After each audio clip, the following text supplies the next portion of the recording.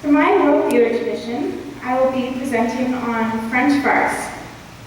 So to first analyze French farce, we have to break down the who, what, where, when, why, and how.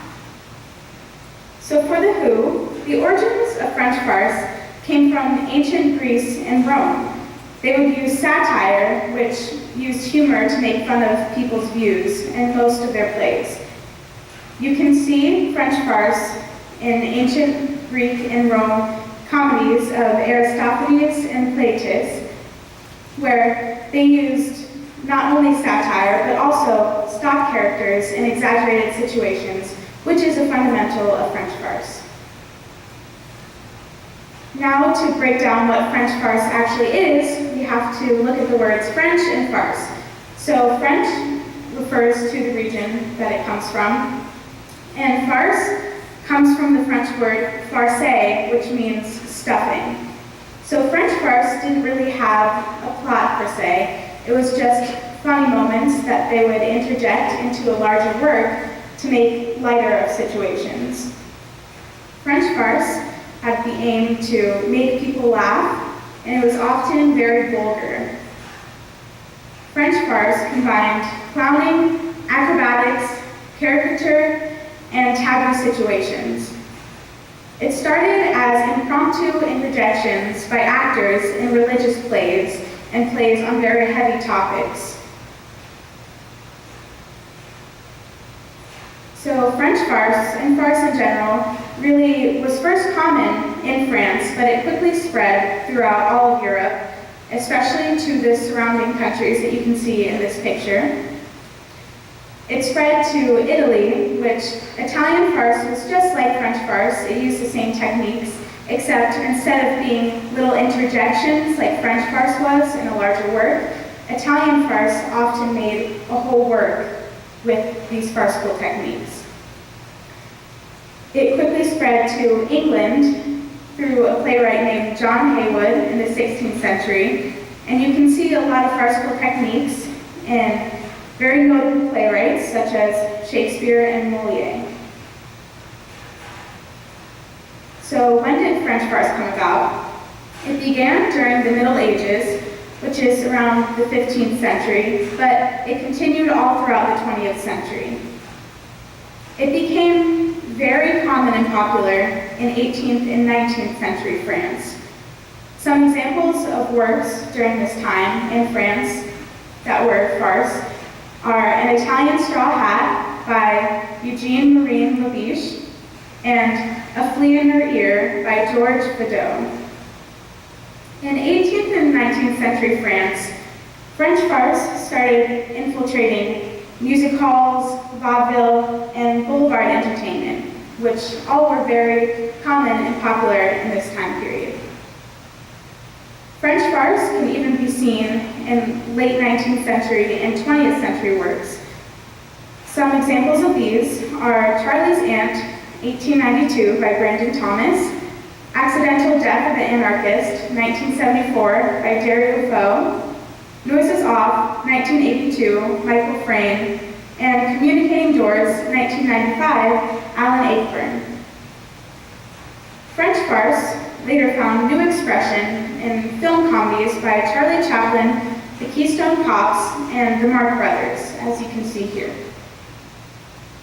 Farces became more common and popular between world wars because they would often try to make light of the political climate that was surrounding them. Why did French farce come about? It was used as comic relief in long French plays, because when French farce originated, most plays in France were very long, like 5 hours, and would be on religious commentary or political commentary. So they just tried to add little lighter interjections to make the audience not so somber. So the characteristics of French farce. French farce often used exaggerated facial expressions and movements. They had unlikely circumstances. The humor was fast-paced. There was underlying political themes. French farce in particular focused a lot on literature as opposed to other styles of farce. French farce used character confusion and stock characters. So what stock characters are stereotypical characters that are used very commonly even in works today. Some examples of these are the hero, the anti-hero, the clown, damsel in distress, the sidekick. French farce often overlaps slapstick humor, which slapstick humor just uses exaggerated body movements.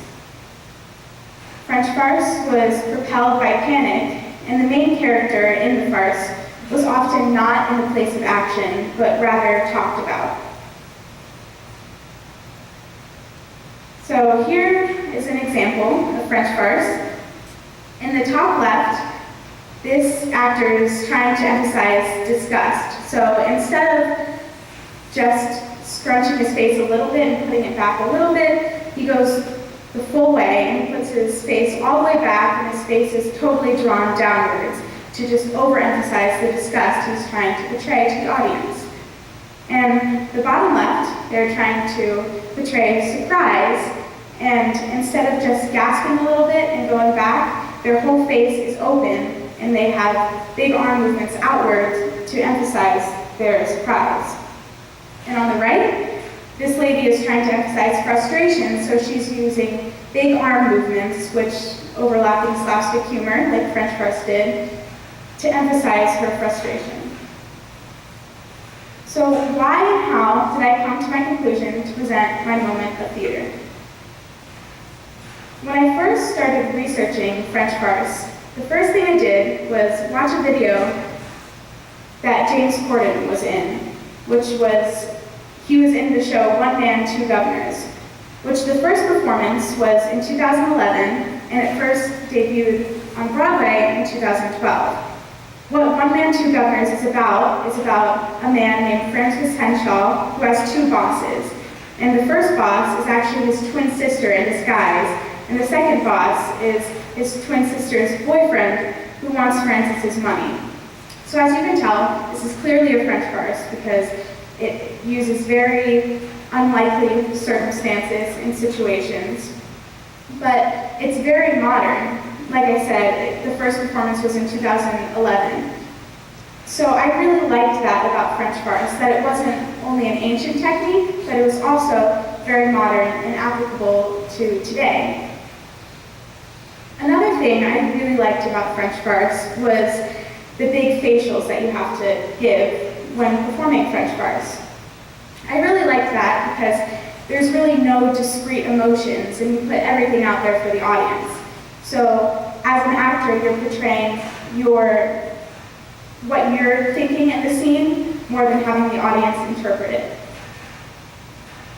So what I'm doing for my moment of theater is I'm applying it to a modern work called We'll Rock You by Justin Shirley Smith and Brian May. And I picked this because even though it's a modern musical, it has a lot of farcical techniques that I could identify, like stock characters, for instance, and unlikely circumstances. So in the monologue I'm performing, I am being the stock character of the anti-hero, and my name is Killer Queen. And in the monologue I'm doing, I just found out that there's a potential rebel threatening my system of society, so I'm very frustrated. And how I'm going to do it is I'm going to use large movements, try to use more of the stage, use bigger facials to convey the emotions the queen is feeling of confusion and anger. And I'm going to try to add more comical aspects and movements.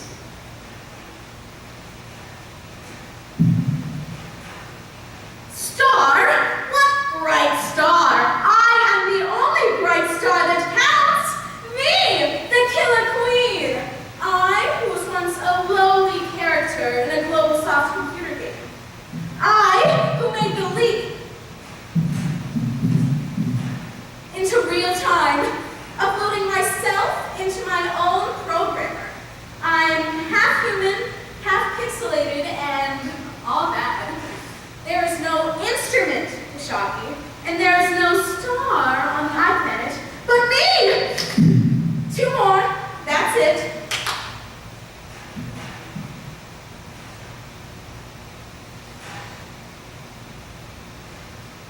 So, me as the learner, through this presentation, I learned a lot about French farce, clearly, and more about the universal and timeless techniques and themes of theater. Because when I first picked French farce to present on, I assumed it was an ancient technique that didn't really have much application and that this would be more of a history project, but I actually learned that this applies to modern theater a lot. What I found challenging about this presentation was finding out what was unique about French farce, because when I first started researching, I found out a lot about farce, but not French farce in particular. But through more research, I found out that French farce is just farce except in shorter interjections. Something that's difficult about performing French farce is you always have to leave it on the stage because of the big facials and the big movements that are required of French farce. How I can apply French farce to my future theatrical endeavors is whenever I'm acting, I'm going to try to be bigger and commit to all my movements, which is very necessary of French farce. So further applying French farce, I am analyzing the musical Urinetown and how it displays a lot of French farce techniques in it. So Urinetown was a musical written in 2001 by Greg Kotis, and it won 3 Tonys. And what it's about is there is a drought that led to government-enforced ban on private toilets. So people now must pay for public amenities. But there is a young rebel leader who plans a revolution to stop this government ban on public amenities. So as you can tell, it very clearly displays the farcical technique of unlikely situations, because that would never happen. And it makes fun of the political climate, which was often used in French farce.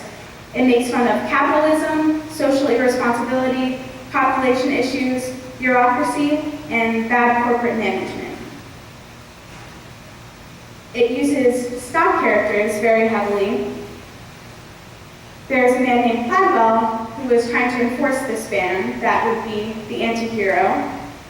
There's Bobby, who is the hero, who's trying to not have the ban anymore.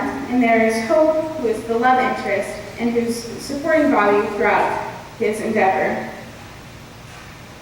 Big movements are required throughout this whole show. Since it is a musical, there's a lot of musical numbers that require big dancing to emphasize this protest that they're putting on. It's very comedic, like French farce, as you can tell through the title Urinetown, and also through names of some of the songs, such as Privilege to Pee and Don't Be the Bunny. That is it. I hope you learned a lot about French farce.